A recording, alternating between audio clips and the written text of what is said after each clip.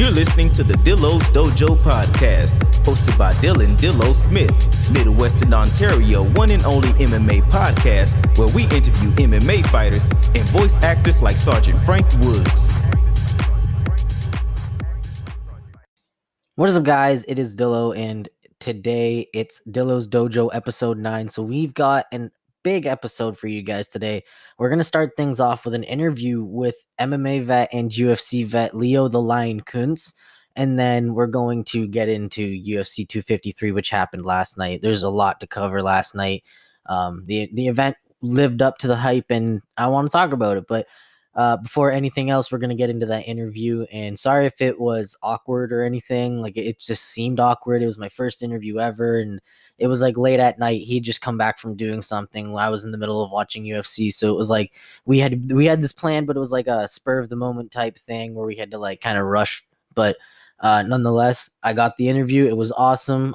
Once again, many thanks to Leo for taking the time out of his night to actually like sit down and talk and answer the questions that I had. And, I'd love to do it again, and, best of luck in his career and everything. So I hope you guys enjoyed the interview, and I hope you guys enjoy me not watching, but talking about UFC 253 later. But without further ado, let's get into that interview for you guys. Hey guys, welcome to the 9th episode of the Dillo's Dojo podcast. And we've got a special guest today. So for the first 30 minutes or so, we've got ex-UFC fighter and MMA vet, Leo the Lion Kuntz. So just, I guess, tell everybody about yourself, what you were doing before, what you're doing now. Just, I guess, do that sort of thing. All right, Dillo, sounds good. Well, my name's Leo Kuntz. I'm a UFC vet. I've been fighting for I can't even remember how many years now. More than 10, that's for sure. I haven't been active for a while though. I've been kind of in between, not really in between fights, but had fights that fell through. My manager was working on trying to work a deal with ONE FC's recruiting. I don't know what you call it. Like they had a show called I think it was, what the heck was it called? ONE FC Warrior Series with Rich Franklin. Yeah. It was like that, their like version of the Ultimate Fighter or something like that. Kinda, yeah. I think more like Dana. It would be kind of like their version of Dana White's Contender Series, more or less. Yeah. Because it was kind of one of the, you get on the show, and I don't think it wasn't like the Ultimate Fighter where you're in there for a certain amount of time. You just get in and you fight. You know what I mean? And then after your fight, they decide, whether they're going to sign you or not, that type of thing. So it was more like the Contender Series. Yeah, it's exactly like the Contender Series. Yeah. And my manager was, things were going real good. A couple of the higher ups there had reached out to me on some social media platforms, and we're kind of hinting around, hey, are you ready to get fighting, ready to get active again, yada yada yada, those types of things. And then that's right about the time that the great Corona incident happened. The good old Wuhan flu. That's right. Yeah. So, it's and since then, I don't know. I haven't. I heard the show. I'm pretty sure the show got canceled because of that. And I don't know if they have plans of starting it back up. It's just, who knows? There's just so much uncertainty right now in all that type of stuff. So yeah, exactly. Maybe a Contender Series appearance.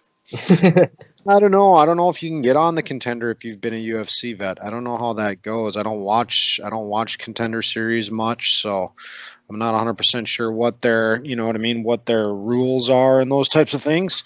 But as far as who they get on the show, but if I had an opportunity, if I had the opportunity to, I sure would. Yeah, that would be pretty sweet to see. I think from what I've seen from the last couple of years, because they've had 4 seasons, I think around season 2 they had somebody who used to be in the UFC like way before. probably in the early years, and they had a chance to come back. Yeah, I don't think there's many guys that I don't think there's many UFC vets that they get on the show. I think it's more they're trying to scout guys that haven't been in the UFC yet, or some young guns that need like development project. Yeah, Like, exactly. Yeah, it's more for like upcoming fighters, not old, washed up fighters like myself.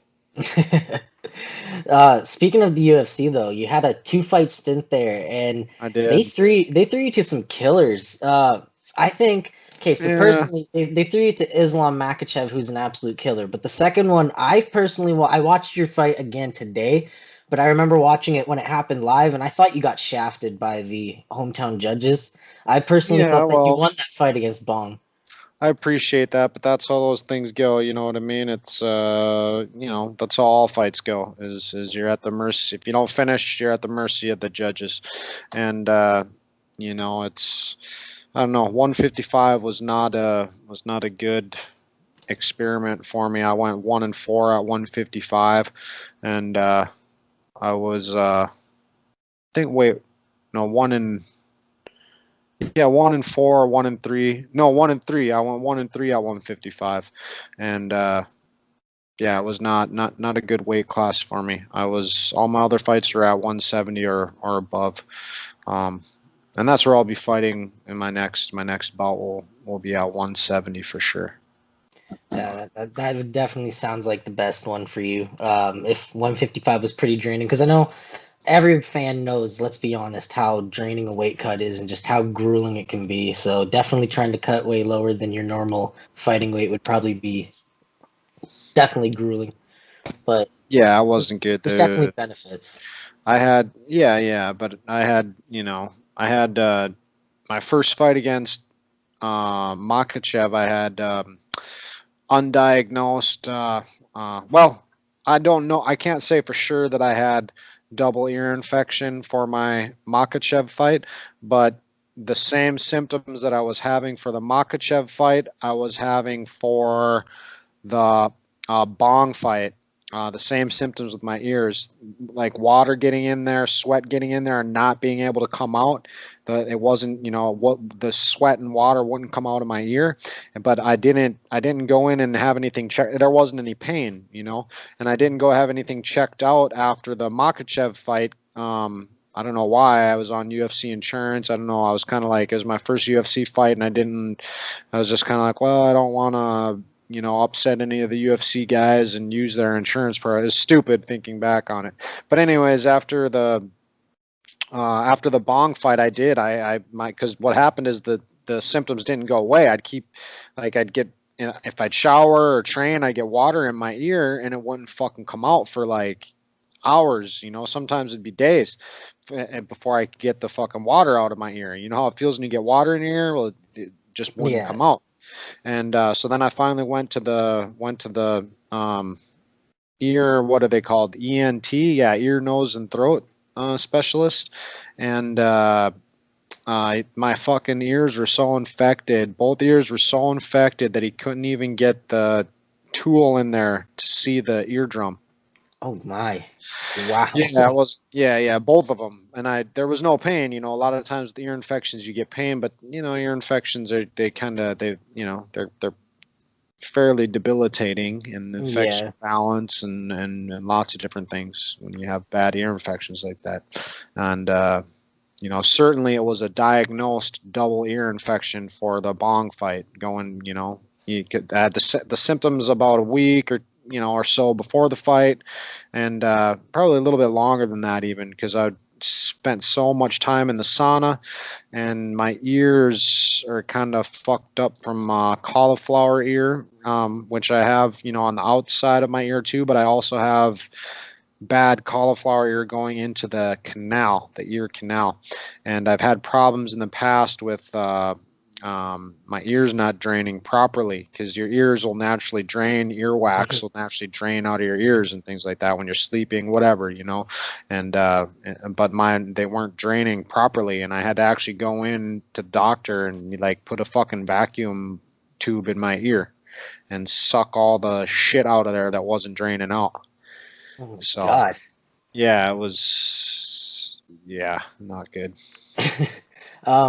Speaking of cauliflower ear, like, is that a common case of cauliflower ear? Because I know normal cauliflower ear is common for just anybody who grapples or even boxes a little bit, just because of the friction from it being on the mat or the skin on skin contact. But like the inside the canal cauliflower, is that like a rare case, or is that just when I cauliflower mean, ear it's gets not like bad? rare, but it just depends on where you take the trauma to your ear, A lot of times the trauma happens on the exterior of the ear because that's where it's the easiest to get Mhm. damaged because it's sticking out of your face, off the side of your face, but sometimes, or if you don't get it treated in time and you continue to do damage, which happens a lot, especially if you're in competition during the wrestling season, during, in fight camp, when you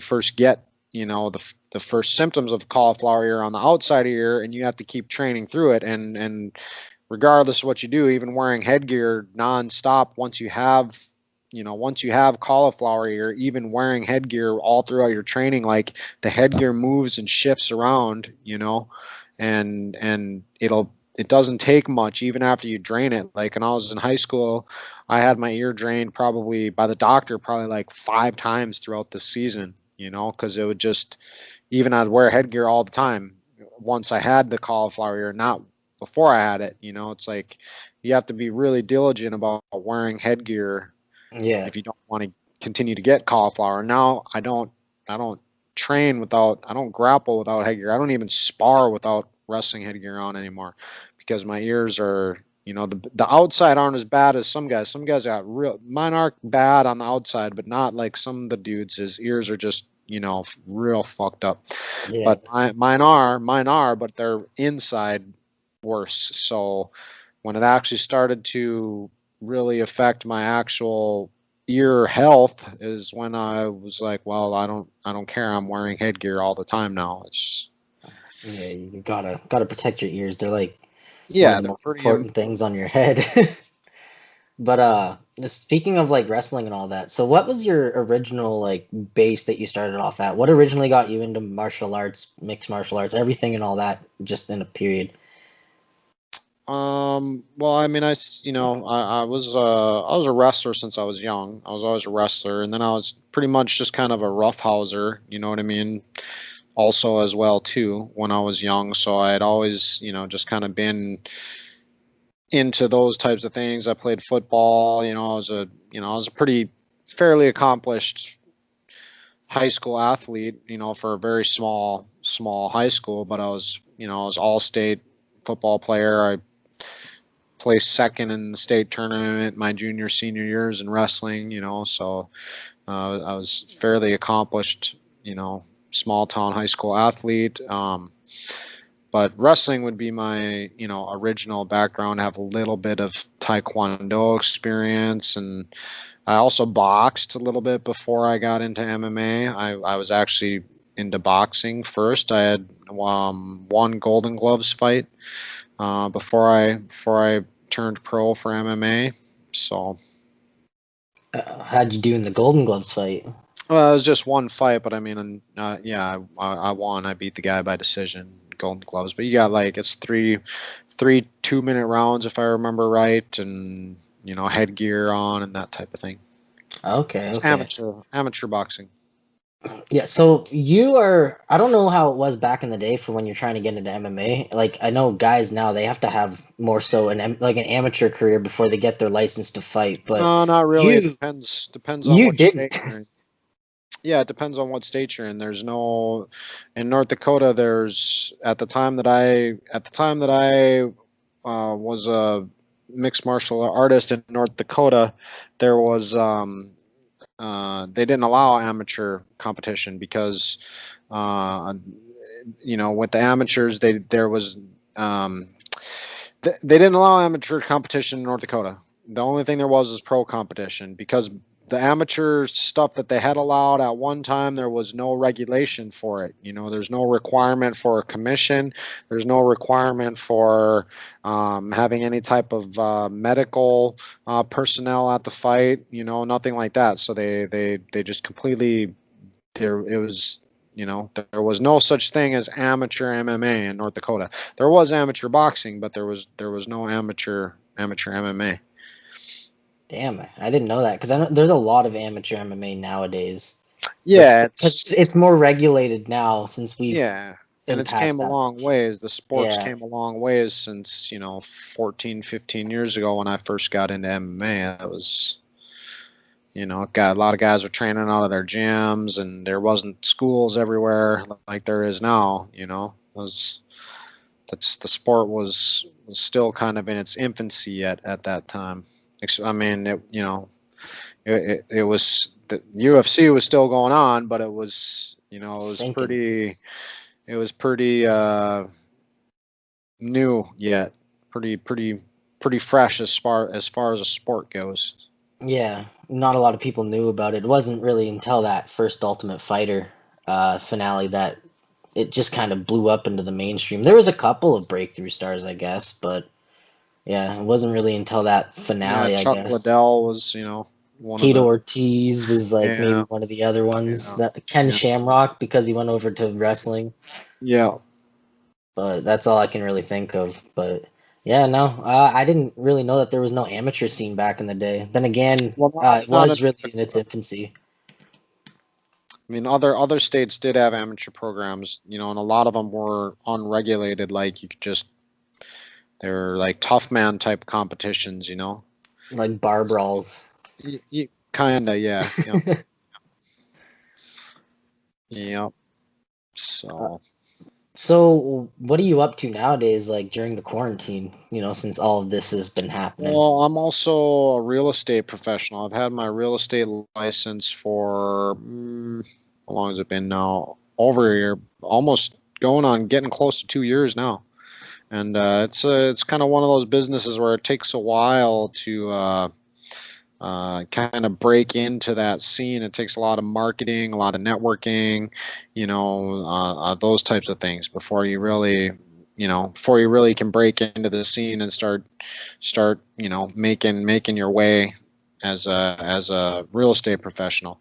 And I've been into real estate now for quite a while, so I mean that's basically what my income source is now, is real estate. And which is good because can be very lucrative, especially once you do have your network and marketing in place, and have the experience that you need to be able to close transactions, and be knowledgeable about what you're doing, and gain the confidence of your customers, and also know how to target market, and to reach the people that you need to reach in order to get buyers, and to find sellers and those types of things. So it's and then in Florida too, there's also a very strong rental market. A lot of rentals are done are done through brokerages in Florida, because there's a lot of absentee owners, people that own property here that don't live here, that have the properties for investment values and things like that. So. Okay, yeah, that would definitely be a lucrative market. Definitely down there when it's mostly a renter's market, and Florida is mostly known as like the retirement state as well. So Yeah, yeah. Well, no income tax down here. No state income tax. there's a few states like that, isn't there? Mm, I'm not sure, to be honest. I do know Florida is one of them. For some reason thought Texas was one of them. It's very possible. I'm not, I'm not too versed on legislation of other states, but North Dakota does have a state income tax, and Florida. I know Florida does not. I know most states do have a state income tax. Probably like the vast majority of them do have a state income tax. Okay. I ask this to everybody that gets ACL surgery. Have you ever gotten ACL surgery before? I'm sure you have in your career at one point. No, never. No, not at all. ACL? No. Wow, you are a lucky duck. It's not a bad surgery. It's just annoying, honestly. I don't know if mine has healed right or anything. I don't know what's Yeah. happened, but Did you do your rehab? Yeah, I did everything for my rehab, Yeah, the weight exercises and everything, and my knee's still kind of doing like a popping type of thing. yeah. I know. If you do your rehab, if you make sure you do your rehab like you're supposed to, a lot of times, I mean, you to get 100% back to where you were before, who knows? I mean, you have to really be dedicated with rehab and other things like that. I know a lot of times people that have real bad lingering problems after their surgeries are, people that did not do did not do their rehab. Maybe I just did something bad. Maybe did too That's much. I don't know. possible. That is possible too. I mean, I'm, definitely not an expert when it comes to any of that type of Yeah. stuff. Uh, One last question about MMA, I suppose. You said in the DMs that you don't watch too much MMA. Is there an actual reason for that? Like you just not interested in it, or is it like I'm that kind just of thing not where it's really like like a you're not like a jump? fan. You know what I Okay. mean? Like, yeah, like, if I got teammates that are in fights, I'll try to watch those fights. But I'm not a huge fight fan, and right now, I just, then they're expensive unless you're streaming them and shit like that, and so it's kind of, one of those things where, I'm usually pretty busy with whatever it is that I got going on in my life, Yeah. and so um, to spend every Saturday, basically, every week. This fight's pretty much every week now, so I don't know. If I I, like I said, if I got buddies or teammates that are on cards, then I'd like to check those cards out. But other than that, I'm usually not watching too many of the fights. no. When was the last fight that you watched? Do you remember? Fuck, I can't even remember. It's It's been a been a while. while. Wow. Um. Anyway, I guess that's it. Thank you for joining me. Honestly, man. Yeah, no problem there, Dillo. It was my pleasure. You know, uh, best of luck to you with the podcast. Hope it works out for you. These podcasts are great. I was glad to be a guest. So, All right. Thanks, man. Let me know when your next fight is. Definitely gonna have to watch that. Good luck in all right. whatever's next for you. Yeah, cool. I appreciate it. Yeah, let's stay in touch on the DMs or on Twitter, and once I get something scheduled here, I'll let you know, and maybe come back on once we get some fights scheduled. So, For sure, man. Have a good night. all right, you too there, Dill. Enjoy your evening. So before we get into the UFC 253 main card, I actually wanted to talk about something that happened on the prelims. It wasn't anything controversial. It's just something I thought was stupid in the eyes of the odd makers. So what happened on the prelims was a fight between UFC veteran Diego Sanchez, also known as the Nightmare. He's probably one of the most beloved fighters in the UFC. He was known as a big personality on the first season of Tough. He was the Tough season 1 winner of his weight class and everything. So, he's been up there. I believe he's challenged for titles before. He's just always been in the top 10. He's been from weight class to weight class. His last couple of years haven't been too graceful to him, however. And the reason why I wanted to bring this up was last night he was taking on Jake Matthews, who is a young up and comer from Victoria, and he's very versed in his striking, but also he's incredibly good with his grappling.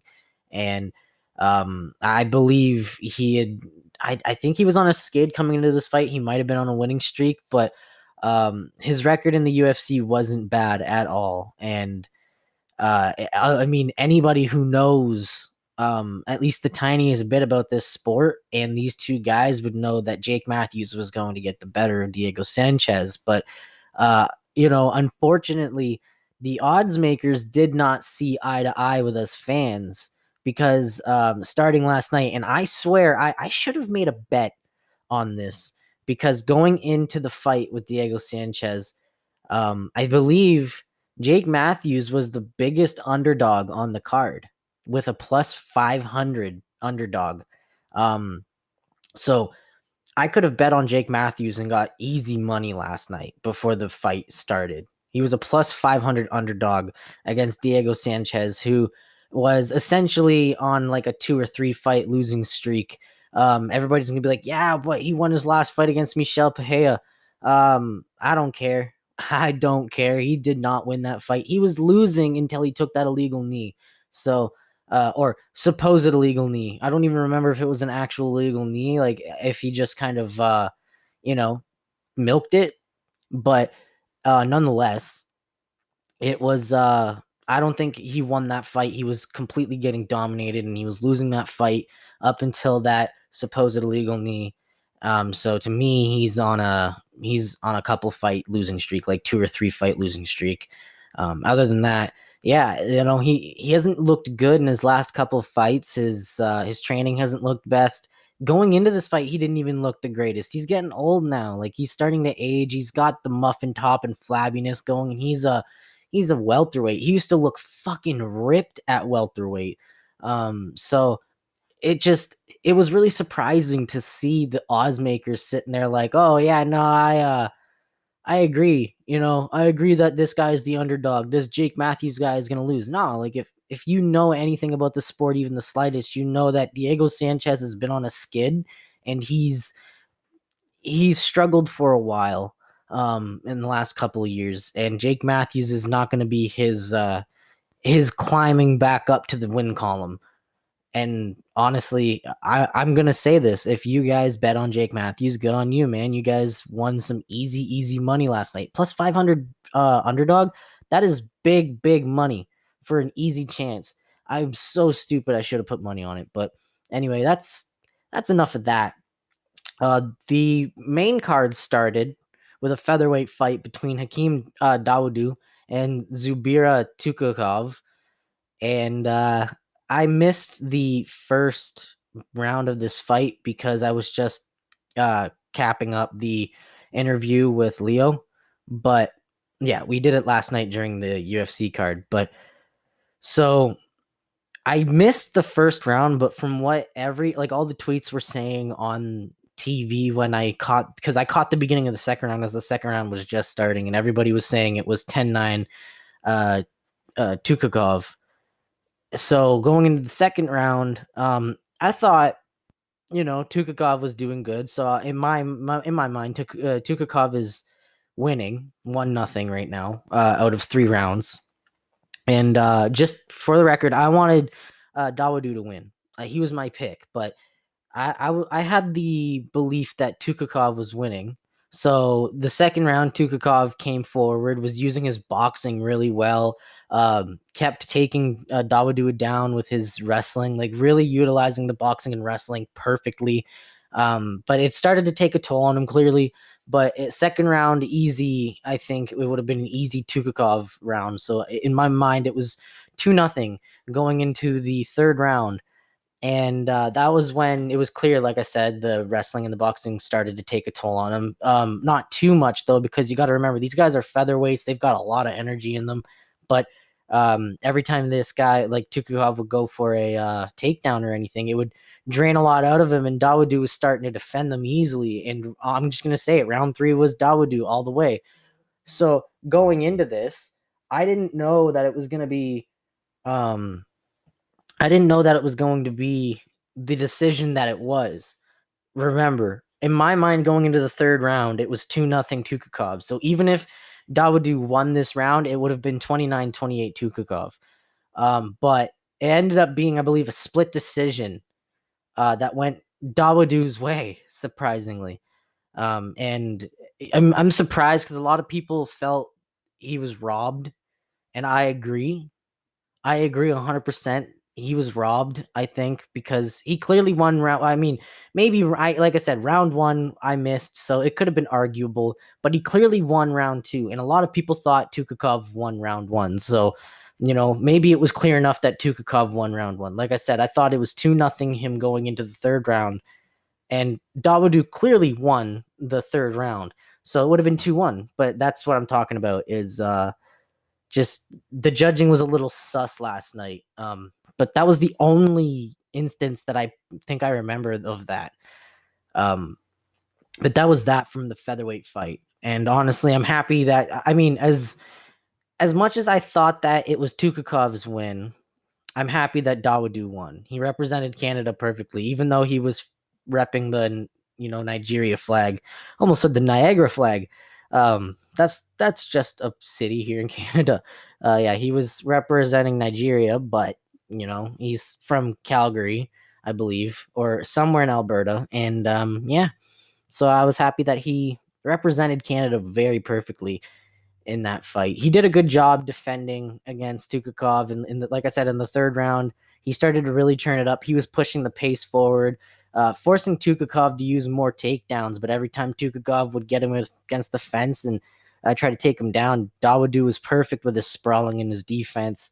And after that, he would just keep pushing forward or reverse it against the cage. So Tukakov's against the cage. It was just great work by Dawoodu in the third round. So like I said, maybe the first round was arguable.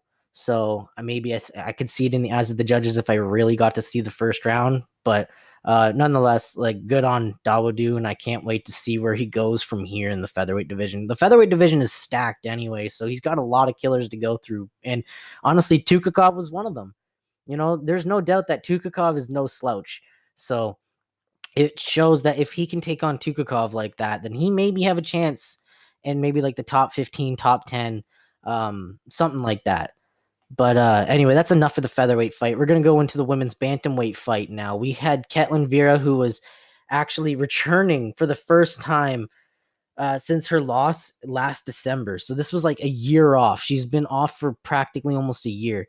And a little bit. Some people thought there was going to be a tiny bit of ring rust, but she was taking on Sahara Eubanks, who was I think has had like 2 or 3 fights in 2020 alone and won 2 of them now. And she obviously, I believe, upset. Who was it? Fucking. I want to say Avila, like Avila, like Julia Avila, maybe. Something like that. But yeah, she recently just got a big upset, so she scored this fight against Ketlin Vieira, and honestly, part of me thought that Sahara Eubanks was going to win this. Obviously, Ketlin Vieira was my pick, but I thought Sahara Eubanks was going to win this going into this fight. I thought she had a chance, and with no doubt, the fight was actually incredible. It was just like the last fight. It was primarily mostly striking, but there was a little bit of Brazilian jiu-jitsu and ground game. And it was mostly Ketlin Vieira just pushing forward with her striking, but Sahara Eubanks did so good countering and just keeping her head off the center line. The only issue was she wasn't pushing forward. She was waiting for Ketlin Vieira, and that kind of fucked her over in the end because she was always just anticipating what Vieira was doing next instead of trying to kind of get her own offensive going on. And it kind of allowed Vieira to just start, feeling herself, start playing, and it scored her the rounds. But it was a really close fight. The only issue was, I believe, Ketlin Vieira got so many submissions, like could have finished the fight on so many occasions, and I believe the judges scored that for her. But it was mostly a striking affair, and like I said, I think the biggest issue for Sahara Eubanks was that she did exactly what Woodley did against Kobe Covington. She didn't pull the trigger enough. She more so waited for a counter, was anticipating certain combos, anticipating takedowns, whatever, clinch attempts, you name it. Like, it just seemed like she was anticipating. I'm not going to say she was as bad as Tyron Woodley because she did pull the trigger quite a bit more than Tyron Woodley, but it was essentially still kind of the same problem. And Ketlin Vieira got out of there with the decision. I believe it was complete like 29-28, maybe 130-27. I don't know if I remember from last night, but it was an awesome fight to watch. It was fast paced, really back and forth. It was a really close fight. I see it like if I remember last night, everybody on the fight, because during the fights they showed tweets from people on Twitter tweeting during the fight, and a lot of people were like hyped about this fight. They were like, "Wow, this fight's way better than the featherweight fight that just happened," which was just as awesome. Like Dawoodu last fight was like egging Tukakov to fight him in the center and stuff like that. Like, it was a back and forth fight there too. So for people to say that the women's bantamweight fight was better than that featherweight fight, it was awesome. It was such a back and forth fight. Sahara Eubanks should go back to the gym and work on some things, but should not go with her head down at all, because they both put on a show and it was an awesome fight. It got everybody up on their feet, and it got everybody really excited for the next fight that was happening that night, which was the flyweight fight between Kai Kara France and Brandon Royval. And I wanted Kai Kara France to win a lot. He was my pick. I love him. He's a good guy. He's a fun fighter. But my God, Brandon Royval actually surprised me last night. I believe he's the former LFA flyweight champion. He's had a couple fights in the UFC now. He's like, I believe, 4-1 or 3-1 in the UFC or something like that. He's got a decent record. Or maybe he's undefeated, but he has now just surged closer to the top 5, because Kai Kara France was ranked 7 and Brandon Royval was ranked 9. And Kai Kara France came out with his typical style where he'll try to push the pocket and use his boxing and then use his wrestling.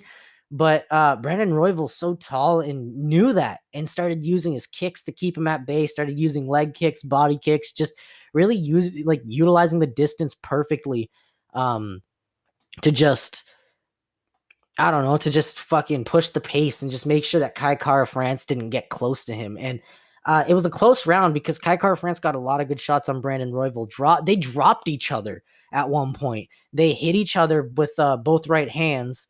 Or, no, it went, Kai Kara France stunned Brandon Royval and dropped him with a right hand. And Kai Kara France started chasing him down. And as Kai Kara France was chasing him down, Kai Kara France hit him with another right as Brandon Royval spun and hit him with a spinning elbow and dropped each other. It was nuts. So the first round alone was just an awesome fight. Brandon Royval showed that he definitely deserves to be in the top 5 of the flyweight division. It's going to be fun to see where he goes next. Kai Kara France put on a goddamn great show too. Like I said, almost finished Brandon Royval a couple times. And honestly, if the fight had not ended so early in the second round due to submission, it might have went Kai Kara France's way, but Brandon Royval managed to get a nice guillotine attempt when Kai Kara France was pushing him against the cage in a clinch attempt, and Brandon Royval just grabbed the neck as Kai Kara France started to drop for like a single leg, and then just locked that guillotine in, dropped him to the ground, and forced him to tap. And it was a beautiful guillotine. It was immediately just sunk it right in. You could see immediately as he grabbed onto the head before he even brought Kai Kara France to the ground that it was deep under the neck. And it was only a matter of time until Kai Kara France could not fight it anymore and just tap.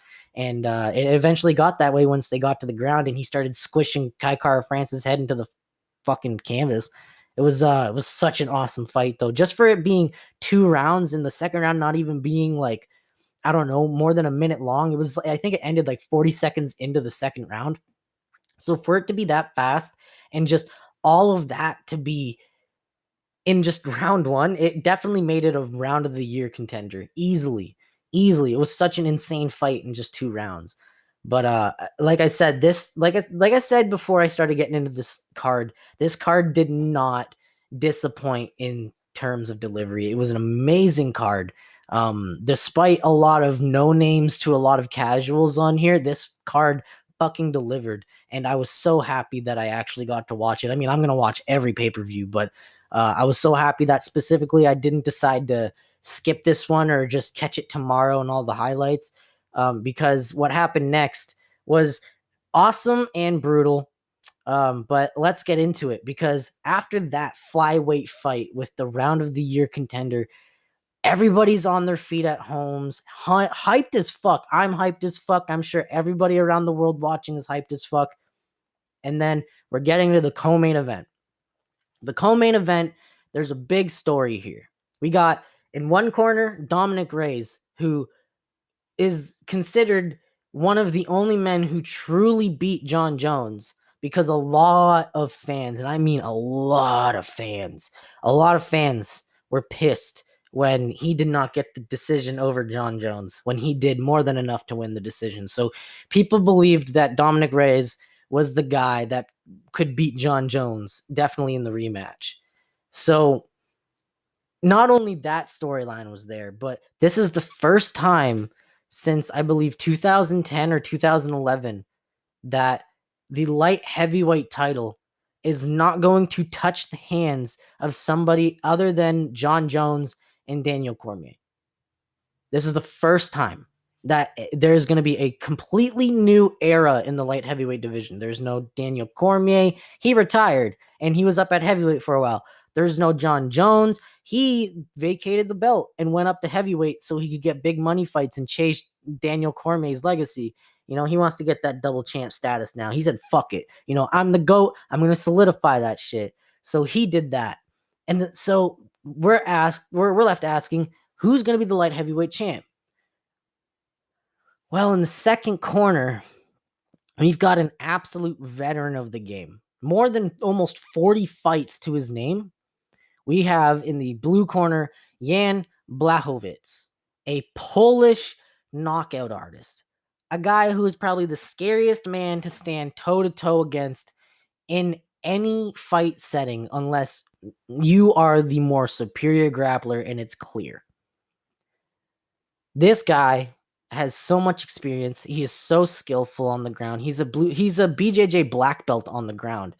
But that's not what he needs to do to win. And that's the best part. He has that to back up on. So if anybody forces him to that position, he can defend himself on the ground and even, threat submissions and shit. But there's a reason why they call him Polish Power. And he showed that last night. The first round started a little bit not like I expected. Jan Blachowicz is kind of being a little timid, throwing a couple of shots here and there to get his distance, to feel himself out. And Dominic Reyes is just kind of not really throwing anything, just kind of waiting for Jan, just more so kind of seeing what Jan's going to be doing throughout the fight. It was weird. There was a couple instances where Dominic Reyes threw a couple shots, but it wasn't too offensive. Jan was definitely the more offensive one in that round, and it was a 10-9 round. There wasn't really much of interest in that round, so there wasn't really much to talk about. It was the second round where everything ended and everything began at once. So I don't know. I didn't pay attention to what the corners said because I was looking at Twitter to see what everybody else was saying. But after the corner, the 1 minute break is up, Dominic Reyes came out swinging, started being a little bit more offensive, started actually pushing Jan against the cage, and they started to actually go toe-to-toe striking.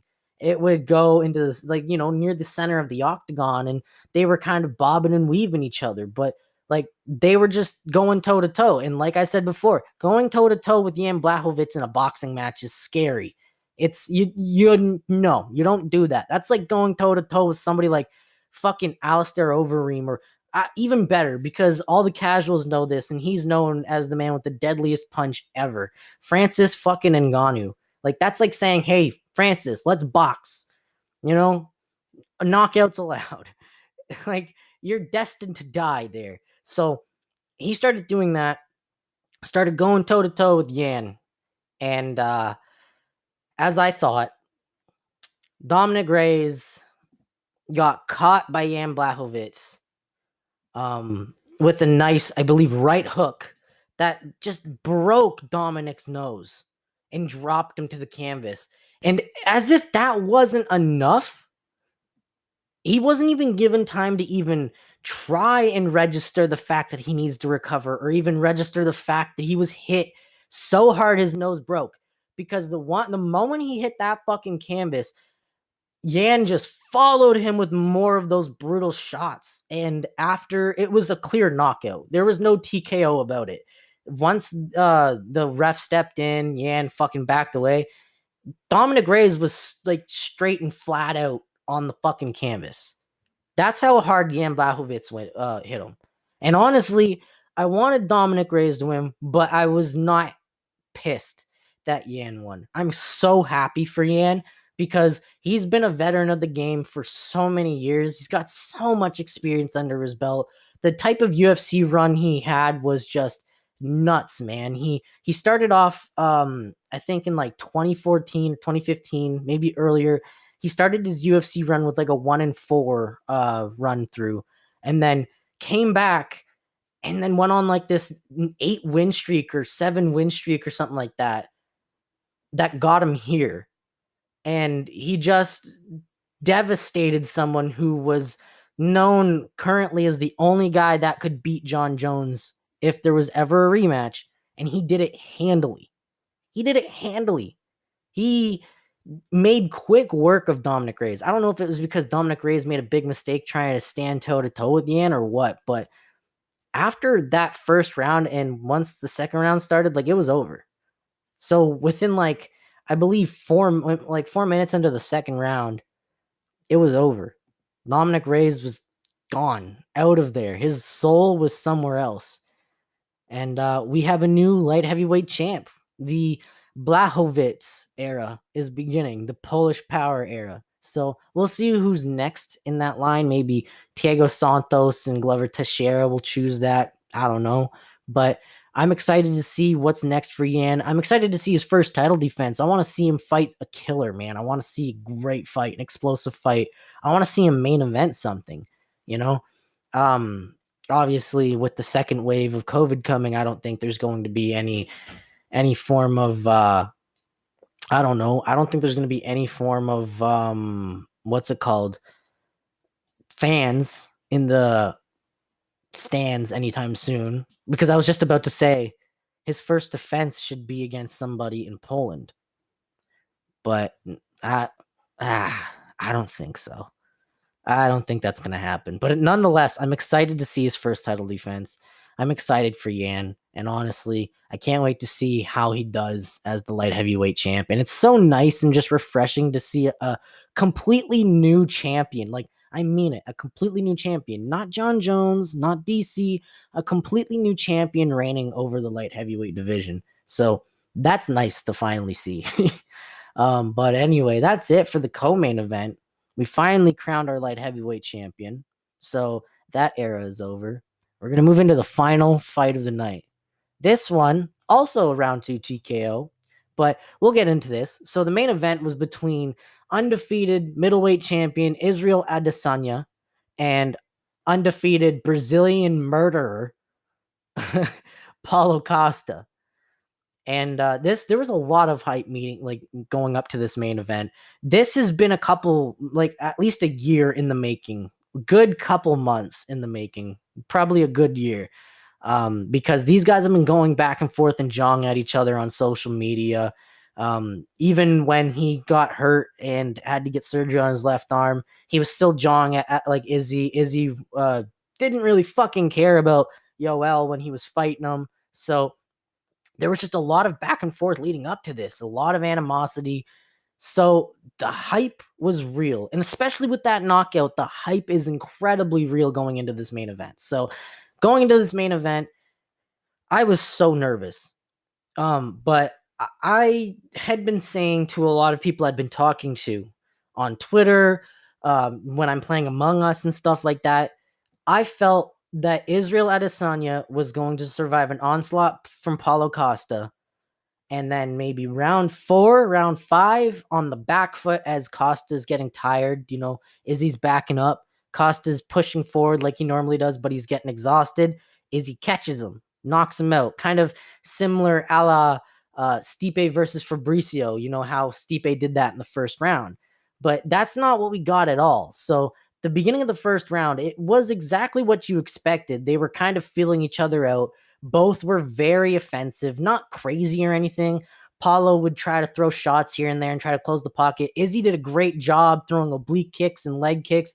By the end of the first round, Paulo Costa's leg, like his left leg, his lead leg, the left side of it started to show like almost reddish purplish bruising because of how brutal the kicks were and how many kicks he absorbed. I think at the end of the first round, he absorbed 15 kicks or close to 15 kicks. I think it was 15 kicks to the leg, to that one leg, just that one leg. But he still kept pushing forward. But he was also doing some stupid shit like taunting Izzy and just kind of doing the type of shit that Nick Diaz was doing with Anderson Silva. If any of you remember that fight, you know, when Nick Diaz was just laying down on the octagon and goading him on and just kind of doing stupid shit, dancing, you know, that type of thing. That's kind of what Paulo Costa was doing.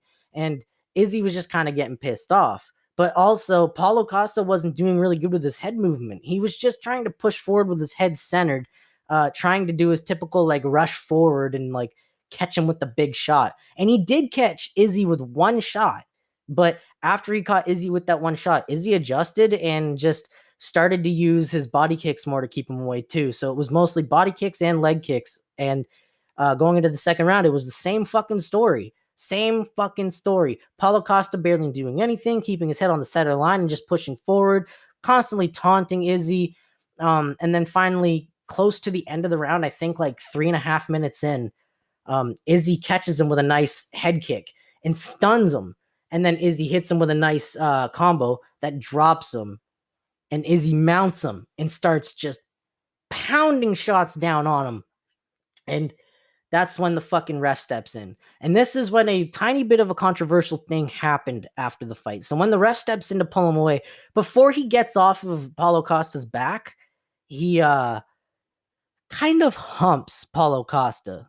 The video is out there. You guys can look for it. He does like almost like a riding the bull hump kind of motion as he's getting off of Paulo Costa.